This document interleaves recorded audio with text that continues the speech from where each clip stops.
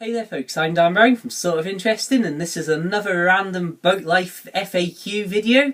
And if you haven't seen these before, then basically people comment on my videos all the time and I try and answer everything I can down in the comments section below.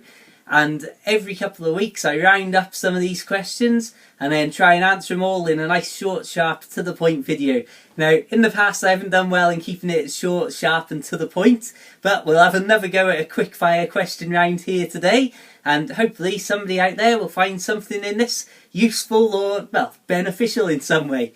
So, we'll dive straight in, and the first question is, does the canal freeze in the winter? And, well, to keep it a nice definitive answer, yes and no. Up here on the Llangollen Canal, there's about a 4 mile an hour flow of water, which in general stops the canal freezing up. And that's quite a fast flow of water for a canal. And I mean, anything like Chirk Marina over the back there is very likely to freeze over the winter because it's off the main flow of water, so the water's just sat there getting colder and colder effectively. When I've been at Birmingham over the winter, I'm talking on the train, not on the boat, I've seen it absolutely frozen solid up there. I mean, it's an incredible spectacle to see, it's got to be said. I mean, you're talking absolutely rock solid for a couple of months on end. So, depending on where you are, you could get frozen in for months, or, I mean, up here, touch wood, you generally don't really have any proper freezing going on at all. So, next question. Washing machines. Yes, this is how random these videos are. So, I've been asked about if people have washing machines on board in general. And it's got to be said that in general, no. And the reason for that is they're very big. I mean, you've got limited space like this. That's obviously an issue. They can use a lot of power, and obviously you've got the water that they use. I mean, you can only carry, I mean, on Tilly here, about 150 litres of water up in the bow there. Obviously, if you start pouring a lot of that into a washing machine that then, well, disappears effectively, you've got to keep yourself on your toes then and trying to make sure you get to a tap to refill every so often. Whereas at the minute, because, well, I'm lucky in the sense that because my parents' house is about 10 minutes away from where I work, I'm able to, well, my mum famously said a quote of, I would be offended if you didn't fetch your washing back for me to do. So if I've got anything big that I need washing, then I can hop on my bike with it in my bag, and then when I go to work, obviously leave my bike and anything like that at home, and then walk up to work, go to work, come back in the evening, and then, well, pedal back out here with hopefully some clean clothes in my bag. But personally, the ultimate sort of easy thing, and what I really do prefer, especially over the winter when the wood burner's going, is, well, I've got a sink behind me, can wash everything by hand, well, within reason, and then, like I say, we've got a wood burner here, got 2 hooks above it, can literally go from an hour and a half from dirty clothes to clean clothes, and they can be dry. And obviously, I mean, depending on where you are, some marinas have laundrettes in them, and, well, obviously towns and places like that you might be passing have facilities for washing your clothes. And, well, in general, washing machines themselves aren't that common around on the canal, but, well, there's all sorts of options. I mean, personally, like I say, I think that hand washing is the easiest, simplest, well, cheapest, and, well, you don't even have to leave your kitchen. So, anyway, moving swiftly on, let's have a quick look. What are we going for? Right, how did I decide how big a boat that I wanted? Well, this is an interesting question too, as originally I was looking at buying a 45 foot boat, which, as you may know, Tilly is only 30 foot long, so that's quite a big drop of 15 foot. And ultimately, as I was saving up money and thinking, what do I actually want on board and what do I need to be happy, I started to look at these smaller boats, and as I started to be able to afford boats like Tilly, I finally had to go out and have a look at one. I just couldn't resist it. I think it's about a 28 foot boat that I went, and the first small boat that I stepped on with the mind to possibly buying.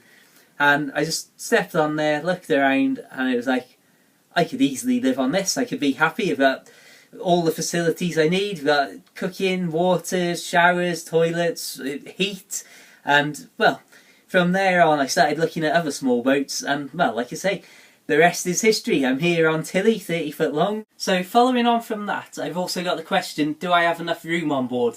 And well, being a 30-foot boat, like I say, is very small to begin with. Then when you consider that I've got about a 10-foot cruiser stern on the back there, so that's 10 foot instantly that you lose, and that's all outdoor space. So it's useful in the sense that I can keep my bikes on there easily. I've got room for all wood and coal and just anything like that outdoors. And obviously over the summer months, being able to sit out there having your tea or your dinner, I mean, it's just fantastic. But obviously when you're taking that from the inside, it starts to make this a very small space. And right now I'm stood in the living room, but later on tonight I will move the 2 chairs up to that way, pull my bed down, and I will be stood in my bedroom. And that certainly is not something that's for everybody. I mean, personally, I've got absolutely no problem with it. And, well, like I say, when I first stepped foot on a small boat, that's entirely what I was intending. And when it comes to storage as well, because I have so few possessions, it's like, well, I've got empty shelves in my cupboards, for example. And when you're talking about having about 3 cupboards on board, that's a pretty low amount of things that I've actually got on here. But I've got everything I need, like I say, from all your basic facilities: toilet, shower, heating, cooker, sink, everything like that. And so, personally, I think it's fine, but I completely understand how some people could be like, this is a little bit too small for me. So if you are interested in buying a small boat, I definitely recommend just having a look on board, a good range of lengths of boat. Right then, next up, we have got, do you have to pay for water and do you have to pay for emptying toilets? And basically, the water thing, no, that's all free. Free from the marinas and free from just taps on the side of the canal that are dotted around. When it comes to the toilets, it's a little bit more varied.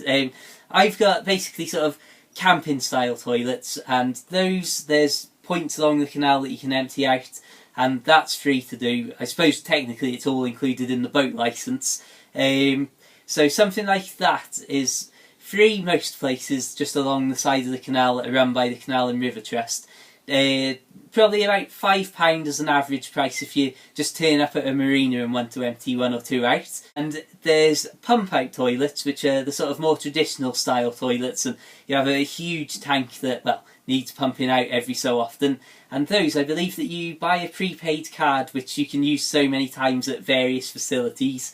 Don't quote me on that, as I'm afraid I'm out of internet signal at the minute while I'm recording this, so I can't look it up and get you a proper answer on that. Because I've got no personal experience with it, I wouldn't want to go too far in saying this is definitely going to cost you this much and it's definitely going to cost you this often. But basically, for me personally, I mean, I can tootle up to Ellesmere and empty the toilets for free and fill up with water while I'm doing it, so that's all good. And let's round things off with a nice personal question. Am I happy with continuing with my job, or do I want to move on and try and do something else so I can travel further on the canal? Well, first of all, for anybody who doesn't know, I work in a supermarket in Oswestry. I've gone right down to basic minimum hours, 16 hours a week. So that obviously gives me at least 5 days a week where I can be out on the boat and tootling around and, well, just living the general boaty lifestyle. So I'm quite happy with that situation at the minute. I mean, you can't argue with 16 hours a week, and it covers all of the basic costs, and I can live quite comfortably off that with such a small boat and such low living costs as a general rule. I'm not really interested too much in trying to find another job, because then I would still be bound to that sort of area, and I don't know, it's a tricky one to say really, because things are so sort of pleasant at the moment. I don't want to do something to, excuse the pun, rock the boat. You may have seen my narrowboat book, The Narrowboat Lad, shameless plug there. Only £1.53 on the Kindle, please buy it. We're approaching 500 sales in 2 months. That's incredible, thank you very much.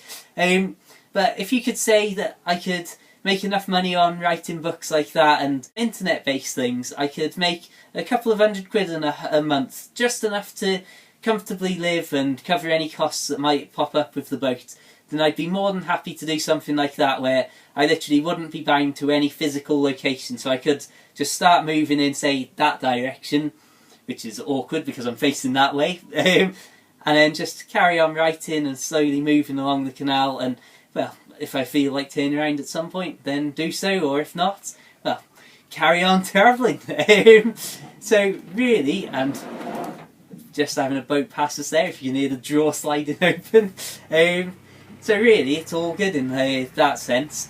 And like you say, at the minute, because I'm not particularly, I don't know, being punished by having to travel, I don't know, 20 miles a day on my bike to go to work 7 days a week or anything like that. I'm quite happy with the situation as it is. But yeah, that's a good question. So that's been a very quick set of a few questions. I hope somebody out there finds it useful. Thank you very much for watching. Please check out my narrowboat book, The Narrowboat Lad. It's only £1.53 on the Kindle, like I say. And any sale, if you can tweet about it or anything like that, it really helps out. And well, I suppose, until the next time, thank you very much for watching. And well, have a fantastic day. I'll see you around soon. Farewell.